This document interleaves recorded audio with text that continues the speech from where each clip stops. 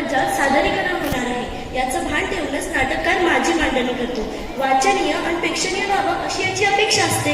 मी कालच एक धमाल नाट्य बघितलं. त्याचं दिग्दर्शन उत्तम होतं असं बाबा म्हणाले. वा, छान.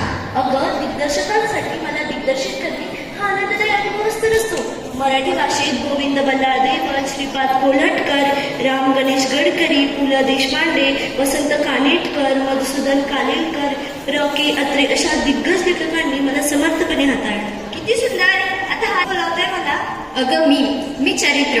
मी एखाद्या थोर व्यक्तिमत्वाच्या व्यक्तीचा लेखकावर प्रभाव पाडतो आणि त्यातून त्यांच्या आयुष्याची गाथा लिहिण्याची प्रेरणा लेखकाला मिळते. त्यातून मी जन्माला येतो. मॅडम नेहमी म्हणतात की थोरांची चरित्रे सामान्यांना प्रेरणा देतात म्हणून. अगदी बरोबर. कारण मी असतोच मुळी संघर्षमय, कर्तृत्ववान आणि संधीची सुवर्ण संधीत रूपांतर करणारा. म्हणून सामान्य लोकांची मतं माझ्या सहवासात बदलतात. बाबासाहेब पुरंदरे, धनंजय गाडगे, भातुखे, रणजित देसाई अशा अनेक लेखकांनी मला हाताळले.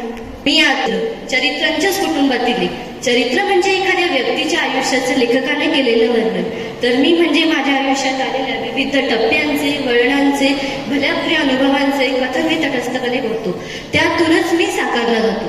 सुनीता देशपांडे, माधवी देसाई, डॉक्टर जयंत नारळीकर, प्रकाश आमटे, मल्लिका अमरशे, विश्राम बेडेकर हे सर्व माझे गाजलेले लेखक. किती सुंदर. आता हा दादा कोण मारणार आणि तो माझ्या आम्ही देशी पोचवणार ना. म्हणजे आणि ते कसं काय? माझं ते कार्यच आहे. एखाद्या ठिकाणी प्रवास करून आल्यानंतर प्रवासाची, प्रेक्षणीय ठिकाणाची रोचक मुद्देसूद जशी तशी माहिती वाचकांपर्यंत मी पोहोचवतो. ती माहिती रटाळ, कंटाळवाणी न होऊ देता मनवेदक भाषेत मांडणं हे लेखकांचं कसं.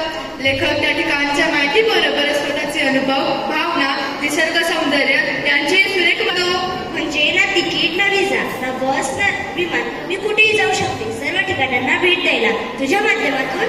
अगदी बरोबर. आणि हेच माझं वैशिष्ट्य. म्हणूनच मला गंगाधर गाडगे, पु ल देशपांडे, मीना प्रभू अशा मोठ्या लेखकांनी आपलं करून प्रसिद्ध केलं. किती सुंदर. मी वाढेल आणि लेखनही सुधारेल.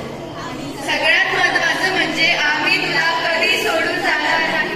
साहित्याचे रंग विविध गुणविधी साड्या जसे इंद्रधनुते सप्तरंगी जसे सुशोभित करते गगना. धन्य आमची माण मराठी, धन्य साहित्य संपदा.